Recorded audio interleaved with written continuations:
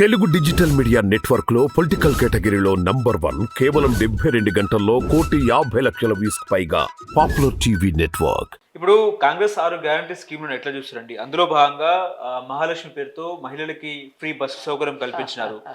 ఇది అవసరం అంటారా? ఇంకోటి ఆటో డ్రైవర్లు ఏమో ధర్నాలు చేస్తున్నారు. ఇది మహాలక్ష్మి మా పొట్ట కొట్టిందని చెప్పి. ఇవి ఫ్రీ బీస్ అంటారు కదా, ఉచితాలు. ఉచితాల మీద సుప్రీంకోర్టులో కూడా ఒకరు కేసు వేశారు, కానీ ఇంకా దాని మీద డెసిషన్ రాలే.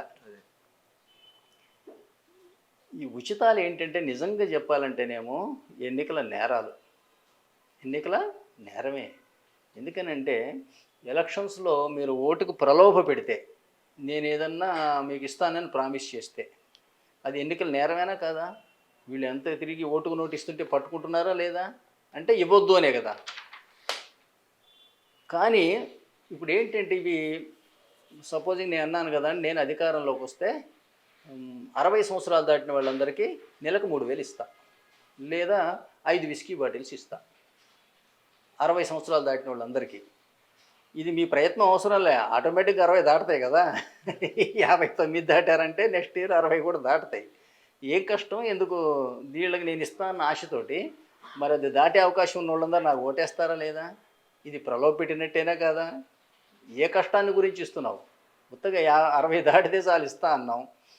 దీనివల్ల ఏమవుతుందంటే ఇది మీకు సరిగ్గా చెప్పాలంటే కాంట్రాక్ట్ యాక్ట్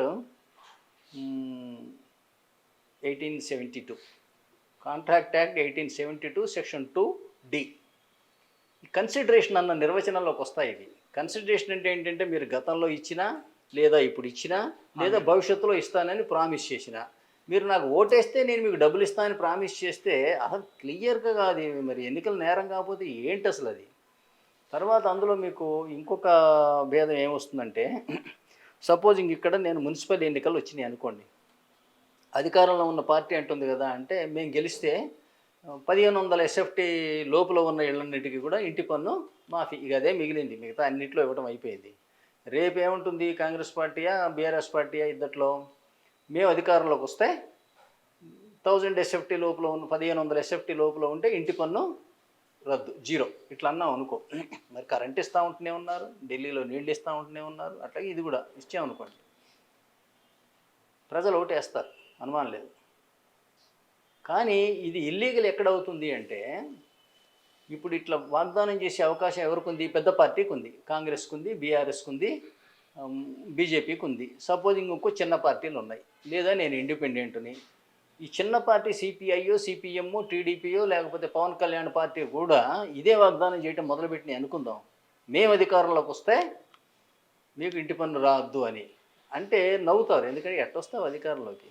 నువ్వు పోటీ చేసిందే ఇక్కడ 150 వార్డులు ఉంటే మొత్తం కలిపితే నువ్వు 30-20 వార్డులు పోటీ చేసావు, అధికారంలోకి ఎట్లొస్తావు? అందువల్ల ఏమైంది? ఇటువంటి వాగ్దానం చేసే అవకాశం కొన్ని పార్టీలకి ఏమో ఉంది, కొన్ని పార్టీలకి లేదా ఇండివిజువల్స్కి ఏమో, స్వతంత్రులకేమో లేదు. అనేసరికి ఏంటంటే ఇది ఇన్ఈక్వాలిటీ కింద ఆర్టికల్ 14 రాజ్యాంగం ఆర్టికల్ 14 కింద సమానత్వం లోపించింది. అందువల్ల కూడా ఇది ఇల్లీగల్. అక్కడ ఇందాక మీకు చెప్పా కాంట్రాక్ట్ యాక్ట్ 1872 2D కింద కన్సిడరేషన్ కింద వస్తుంది కాబట్టి ఇల్లీగలు. ఇక్కడేమో ఆర్టికల్ 14కి విరుద్ధం కాబట్టి ఏమో అన్కాన్స్టిట్యూషనలు. మూడోది ఏంటంటే మీరు ఇచ్చే ప్రామిస్లు ఒక రాష్ట్రంలో ఉంటున్నాయి, ఇంకో రాష్ట్రంలో ఉండవు. అనేసరికి 1 నేషన్ 1 సిటిజన్ ఈక్వాలిటీ అనేది దెబ్బతిన్నది. అందువల్ల ఏ రకంగా చూసినా కూడా ఏంటంటే ఈ ఫ్రీ బీస్ అనేది అది ఎవరికి ఇవ్వాలి? మీరు పైగా ఈ కులం ఏంటి తడా ఒక రంగం పేరు పెట్టి ఇచ్చిన దానికన్నా బిలో పవర్టీ లైన్ ఉన్న వాళ్ళందరికీ నెలకు 3,000 రూపాయలు అని పెట్టండి, ఎవ్వరు విమర్శించలేరు. ఏ కులం కానీ ఏ మతం కానీ బిలో పవర్టీ లైన్ ఉన్న వాళ్ళకి నెలకు 3,000. మీ ఇంట్లో వికలాంగుడు ఉంటే ఇంకో 1,000, 70 ఏళ్ళు దాటిన వాడు ఉంటే ఇంకో 1,000.